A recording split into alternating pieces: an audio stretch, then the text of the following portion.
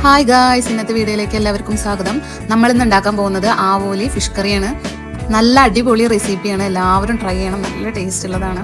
ചട്ടിയിൽ വെളിച്ചെണ്ണ ഒഴിച്ച് തക്കാളി, സബോള, പച്ചമുളക് ഒക്കെ ഇട്ടിട്ട് നന്നായി വഴറ്റി അതിനുശേഷം മുളകും പൊടി, മല്ലിപ്പൊടി, മഞ്ഞൾപ്പൊടി ഒക്കെ ഇട്ടിട്ട് അതിൻ്റെ പച്ചമണം മാറുന്ന വരെ നന്നായി വഴറ്റി കൊടുക്കുക. ജിഞ്ചർ ഗാർലിക് പേസ്റ്റ് ഇടുക, കുറച്ച് പുളി പിഴിഞ്ഞിട്ട് അതിൻ്റെ വെള്ളം ഒഴിക്കുക. അതിന് ശേഷം തേങ്ങ കുറച്ച് വെള്ളത്തിൽ പിഴിഞ്ഞിട്ട് പാല് മാറ്റി വെച്ചതിന് ശേഷം നിറയെ വെള്ളമൊഴിച്ച് പിഴിഞ്ഞത് ആദ്യം ഒഴിക്കുക.